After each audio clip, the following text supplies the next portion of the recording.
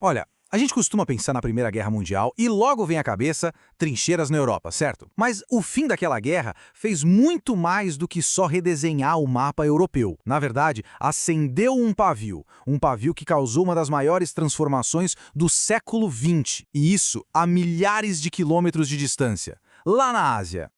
Pois é, imagino que não, né? Para muita gente, a Grande Guerra foi uma briga entre impérios europeus e ponto final. Só que essa visão ela deixa um pedaço gigante da história de fora. Porque o que aconteceu na China durante e, olha só, principalmente depois da guerra, acabou definindo o futuro daquele país de um jeito que a gente sente os reflexos até hoje.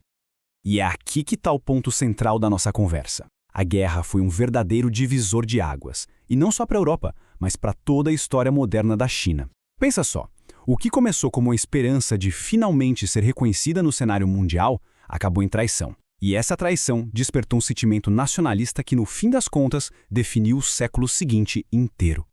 Então, para a gente entender por que o impacto da guerra foi assim tão explosivo, a gente precisa voltar um pouquinho no tempo, lá para 1914, e ver qual era a situação da China. E a verdade é que o cenário não era nada bom. O país estava, para ser bem direto, extremamente vulnerável. Sabe, tinha acontecido uma revolução em 1911 que derrubou a última dinastia. Mas isso não significou que a China virou um país unido. Longe disso. Depois que o primeiro presidente morreu, o poder de verdade não estava mais na capital. Estava, na verdade, espalhado nas mãos de vários senhores da guerra, uns líderes militares que controlavam as províncias como se fossem seus próprios reinos, cada um com seu exército com seus próprios interesses. O governo central era uma fachada, bem fraco, sem poder nenhum. E se a política já estava um caos, a economia estava pior ainda. A China estava completamente dominada por outras nações. As potências da época, tipo os países da Europa e o Japão, tinham basicamente fatiado o país em esferas de influência. O que isso quer dizer? Que cada potência mandava numa região, explorando os recursos e o mercado dali. A economia chinesa, ela só sobrevivia com base em empréstimos e dinheiro de fora, o que, claro, deixava o país ainda mais fraco e sem controle do próprio destino. E olha, os números não mentem, eles mostram o tamanho desse domínio. Dá uma olhada nisso. Em 1919, mais de 75% de todo o carvão produzido na China, que era tipo a energia que movia a indústria, estava na mão de estrangeiros. E não era só no carvão. Mesmo em setores super importantes como o de tecidos, o controle de fora era gigantesco. Isso aqui desenha um retrato bem claro, né? A China era um país onde as próprias riquezas e a própria indústria serviam, na maior parte do tempo, aos interesses de outros países. Bom, e aí começa a Primeira Guerra Mundial. Com toda a Europa ocupada brigando entre si, duas nações ali na Ásia viram uma janela de oportunidade. Só que com objetivos completamente diferentes. De um lado, o Japão, que viu a chance perfeita para expandir seu poder. Do outro, a China, que fez uma aposta desesperada, na verdade, para tentar sobreviver. E essa diferença de objetivos é a chave para entender tudo. O Japão não perdeu tempo, entrou na guerra logo de cara, usando uma aliança com a Grã-Bretanha como desculpa, para quê? Para tomar os territórios que a Alemanha controlava dentro da China. O plano era claro, dominação. Já a China fez o contrário. Primeiro tentou ficar neutra, quietinha no seu canto, esperando para ver quem ia ganhar.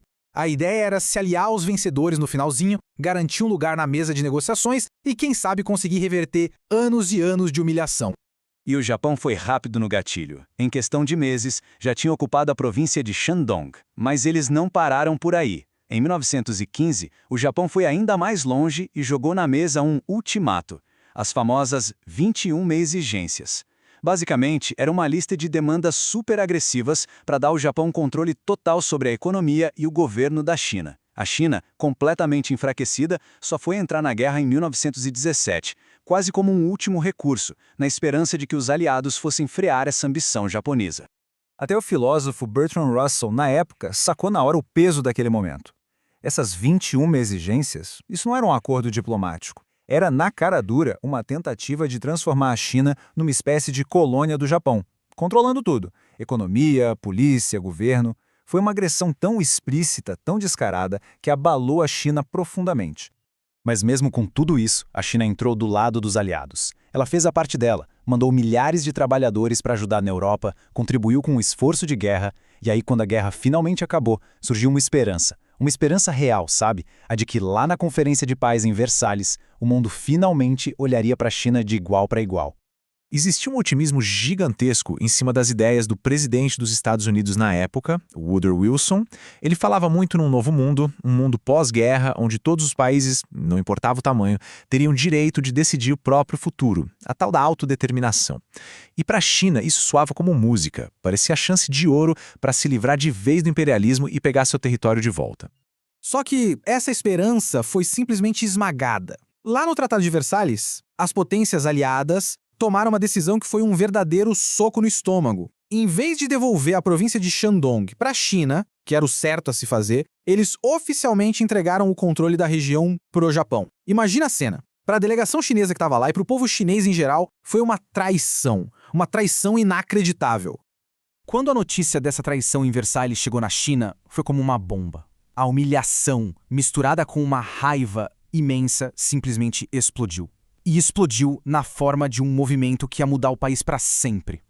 Então, no dia 4 de maio de 1919, mais de 3.000 estudantes se juntaram na Praça da Paz Celestial, lá em Pequim. A pauta era clara: protestar. Protestar contra a decisão de Versalhes e também contra o próprio governo chinês, que eles viam como fraco demais, incapaz de defender os interesses do país. E não foi um protestozinho de um dia, não. A tentativa do governo de reprimir só colocou mais lenha na fogueira. O movimento se espalhou pelo país inteiro, que nem fogo em palha seca. O que começou com estudantes em Pequim, em pouquíssimo tempo virou uma onda nacional. Comerciantes começaram a boicotar produtos do Japão, trabalhadores entraram em greve, parando centros industriais importantes, paralisando a economia. Muitos anos depois, o próprio Mao Zedong ia olhar para esse evento e dizer: foi aqui que tudo mudou.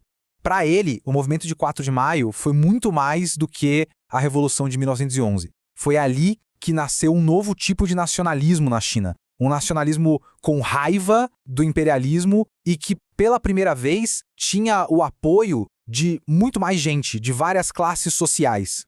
E o que fez esse movimento ser tão transformador é que ele não foi só político. Foi, ao mesmo tempo, uma revolução cultural. O pessoal na rua não estava xingando só os países estrangeiros. Eles também estavam atacando as próprias tradições chinesas, as ideias antigas que, na visão deles, tinham deixado a nação fraca e vulnerável por tanto tempo. Era um grito para derrubar tudo que era velho e construir uma China totalmente nova, moderna.